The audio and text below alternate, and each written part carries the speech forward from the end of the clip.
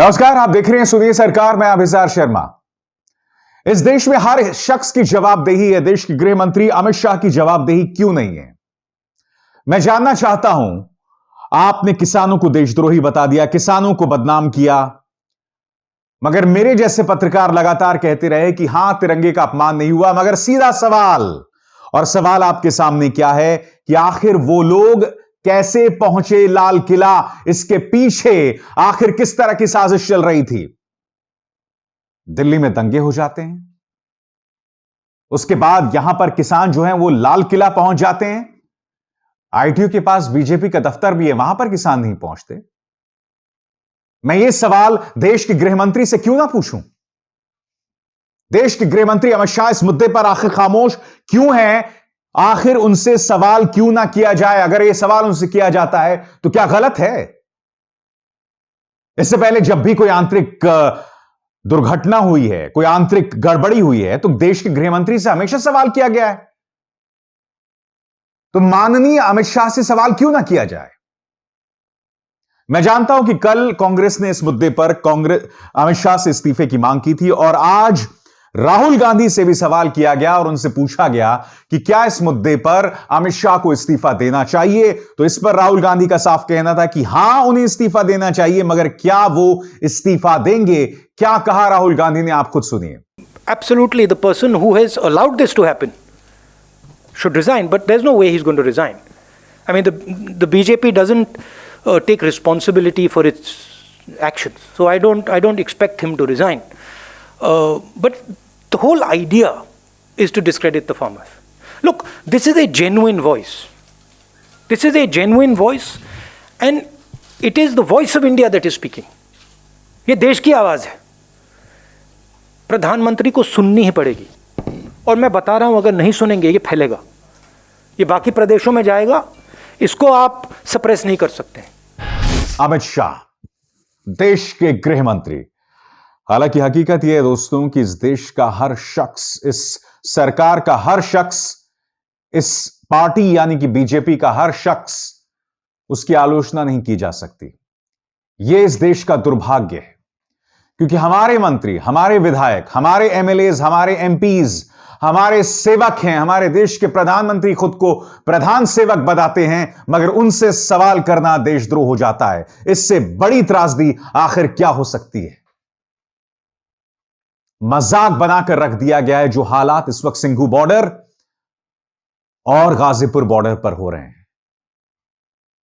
यकीनन राकेश टिकैत के तेवरों ने इस आंदोलन को फिर से जीवित कर दिया, मगर सिंघू बॉर्डर पर आज क्या हुआ? बताइए क्या हुआ सिंघू बॉर्डर पर? आप जानते हैं, जहां पर किसानों ने धरना दिया हुआ है, वहां किसी भी आम इंसान को पहुंचना बहुत मुश्किल होता है, बहुत मुश्किल होता है वहां पर। अब मैं आपको वीडियो दिखाना चाहता हूं दोस्तों। इस वीडियो में देखिएगा, कोई शख्स जिसने चेहरे पर साफा बांधा हुआ है, मास्क पहना हुआ है, वो किसान पर हमला करता है, पत्थर मारता है, लाठियां मारता है। वो किसान बौखलाकर तलवार लेकर बाहर आ जाता है और वो हमला करता है, और फिर उस किसान को गिरफ्तार कर लिया जाता है। यानी कि पहले टारगेट करो, उन्हें भड़काओ, और फिर जब वो बाहर आ जाए तो उसे गिरफ्तार कर लो। मैं स्पष्ट कर दूं कि जिस किसान ने इस वीडियो में जो आप देखने जा रहे हैं तलवार का इस्तेमाल किया या पुलिस पर हमला किया, मैं उसकी कड़ी भर्त्सना करता हूं। उसे ऐसा नहीं करना चाहिए था। मगर मैं आपसे पूछना चाहता हूं कि आखिर सिंघू बॉर्डर में वो लोग कैसे पहुंचे? किसानों को आखिर वो क्यों टारगेट कर रहे थे? मैं आपसे सवाल पूछना चाहता हूं, क्योंकि किसी भी आम इंसान का वहां पहुंचना नामुमकिन है। पुलिस आखिर उन्हें कैसे अंदर पहुंचा रही? क्या यह किसी साजिश का हिस्सा तो नहीं है? और क्रोनोलॉजी को आप समझिए। पहले आप मुख्यधारा मीडिया के जरिए किसान को बदनाम कीजिए, फिर जब वो आंदोलन कर रहा है तो वहां जहां किसी भी आम इंसान का प्रवेश करना मुश्किल है, सिर्फ मीडिया प्रवेश कर सकता है, आप भारतीय जनता पार्टी से जुड़े कार्यकर्ताओं को प्रवेश करने की अनुमति दीजिए। और उसके बाद क्या होता है? उसके बाद वही होता है जो अभी अभी मैंने आपको वीडियो में दिखाया। मैंने जो आपके सामने तर्क दिया वो आखिर गलत है क्या? मैं ये समझना चाहता हूं कि जो सोच हमने शाहीन बाग में देखी, जो हरकतें हमने शाहीन बाग में देखी, जामिया में देखी, जेएनयू में देखी, वही अब हम किसान आंदोलन में क्यों देख रहे हैं? वही नकाबपोश हमें यहां पर क्यों दिखाई दे रहे हैं?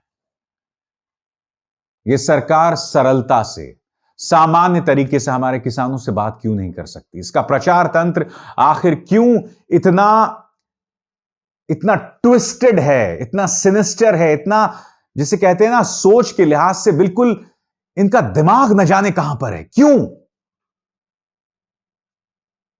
आप राकेश टिकैत के सामने हार चुके हैं, किसान के सामने हार चुके हैं। कल आप बल प्रयोग कीजिए, उसको हटाने का प्रयास कीजिए, उसे धक्के दीजिए, वो एक अलग मुद्दा है, मगर आप उसके सामने हार चुके हैं।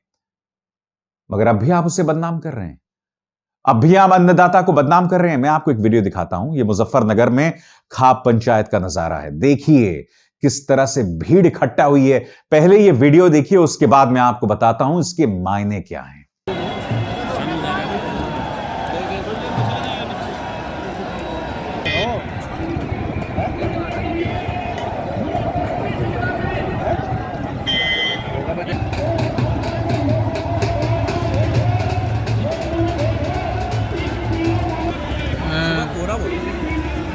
हाँ, सुबह कोहरा हुआ था। इसके मायने क्या मैं आपको बताता हूं। 2013 में दंगे हुए थे हिंदुओं और मुसलमानों में मुजफ्फरनगर में, और उन्हीं दंगों का सहारा लेके हर बार जैसे होता है, क्योंकि बीजेपी जब भी सत्ता में आती है या उसे जब भी वोट्स मिलते हैं तो दंगों और दोहराव और नफरत की राजनीति के जरिए मिलते हैं। तो मुजफ्फरनगर का दंगा था जिसके चलते इन्होंने 70 सीटें हासिल कर दी थी लोकसभा चुनावों में 2014 की। अब उसी मुजफ्फरनगर में आप देख रहे हैं यह जबरदस्त किसानों की महापंचायत। आज मैं प्रधानमंत्री नरेंद्र मोदी से अपील करना चाहता हूं। प्रधानमंत्री, मैं आपकी सरकार का आलोचक क्यों हूं मैं आपको बताता हूं। क्योंकि आप लोग दोहराव की राजनीति करते हैं, आप लोग नफरत की राजनीति करते हैं, और यह देश उससे नहीं चल सकता। मगर मैं आज आपको बोलना चाहता हूं, अगर आप उस रास्ते को छोड़ने को तैयार हैं तो मैं आपका समर्थन करूंगा। और यह जो वीडियो मैंने आपको दिखाया, मैं क्यों दिखा रहा हूं? मैं आपको चेतावनी दे रहा हूं। आज आपके खिलाफ किसान लामबंद हो रहा है। आप अब भी अपने अहंकार में डूबे हुए हैं। आप अब भी इस हकीकत को देखने को तैयार नहीं है। आप अब भी अपने प्रचार तंत्र के जरिए किसान को बदनाम करेंगे। सोचिए, थोड़ा सोचिए। इस हकीकत से मुंह मत मोड़िए जो आपके सामने मुंह बाहे खड़ी है। मुझे अपना दुश्मन मत समझिए, अपना हितैषी समझिए। आज जब मैं आपसे तमाम बातें कर रहा हूं तो आपके हित में यह बातें कर रहा हूं। उस किसान को आप नजरअंदाज मत कीजिए, उसे बदनाम मत कीजिए। तुमने धर्म के आधार पर लोगों को देशद्रोही बताया, उनकी शिक्षा यानी वो जिस यूनिवर्सिटी में पढ़ते हैं उसके आधार पर उन्हें देशद्रोही बताया, वो किस विचारधारा का पालन करते हैं उस आधार पर उन्हें देशद्रोही बताया। अब तुम किसान तक को नहीं बख्श रहे हो मेरे भाई। किसान को तो बख्श दो, किसान को तो छोड़ दो। कोई तो तुम्हारी लक्ष्मण रेखा होनी चाहिए ना। राम मंदिर, रामायण, रामायण में लक्ष्मण रेखा का जिक्र है। इसका पालन करोगे या नहीं करोगे? मेरे किसान को बदनाम करना बंद करो, यह सही नहीं है। क्योंकि अगर आज तुम करोगे तो आने वाले दिनों में तुम्हें अंदाजा नहीं कि देश इसकी क्या कीमत चुकाएगा। मैं जानता हूं, मैं अपने सामने उन तस्वीरों को देख रहा हूं जो कीमत यह देश चुकाएगा। मैं उसे दोहराना नहीं चाहता हूं, मैं उसे शब्दों के जरिए बयां नहीं करना चाहता हूं। मैं उम्मीद करता हूं कि तुम में इतनी अक्ल होगी, इतनी समझ होगी कि तुम हालात को बिगड़ने नहीं दोगे, तुम हालात पर काबू पाओगे, किसानों को बदनाम नहीं करोगे और हालात बेहतर होंगे सबके लिए। तुम्हें ईश्वर सम्मति दे, बुद्धि दे, यही मेरी प्रार्थना है। नमस्कार। जब हमने HW न्यूज नेटवर्क की नींव डाली थी, तब हमने यह ठाना था कि न्यूज और इंफॉर्मेशन ये लोगों तक फ्री पहुंचनी चाहिए, मुफ्त पहुंचनी चाहिए। और हम आज भी ये वचन पर कायम हैं। पर जैसे आपको मालूम है, न्यूज चैनल चलाने के लिए पैसों की जरूरत है। तो हमको सबको न्यूज फ्री पहुंचाने के लिए कुछ मेंबर्स और कुछ सपोर्टर्स की जरूरत है। जी हां, मेरी आप सबसे गुजारिश कि आप सब HW न्यूज हिंदी की मेंबरशिप को ग्रहण करें। ये सदस्यता स्वैच्छिक है, यानी कि आप अपनी मर्जी के मुताबिक इसे ग्रहण कर सकते हैं, क्योंकि अगर आप इसे ग्रहण नहीं भी करते तब भी आपको HW न्यूज हिंदी के तमाम कार्यक्रम मिलते रहेंगे। मगर अगर आप चाहते हैं कि आजाद न्यूज जो है वो मजबूत हो, अगर आप चाहते हैं कि वो न्यूज जो सत्ता से सवाल पूछती है वो मजबूत हो, तो जरूर बने HW न्यूज हिंदी के सदस्य। जो लोग हमारे 89 रुपए प्रति महीने वाले कार्यक्रम से जुड़ेंगे उनके लिए HW न्यूज का बैच विश मिलेगा। साथ ही साथ उन लोगों को हमारे एक्सक्लूसिव पोल्स में भी शामिल होने का मौका मिलेगा। इसके अलावा हमारा जो दूसरा मेंबरशिप कार्यक्रम है वो 199 रुपीस प्रति महीने का है, यानी कि 199 रुपए प्रति महीने। और इस प्रोग्राम में हमारे जो मेंबर्स हैं उन्हें 99 रुपए के प्रोग्राम वाले सभी चीजें तो मिलेंगी। इसके अलावा बिजनेस से जुड़ी हुई बातें भी हम करेंगे।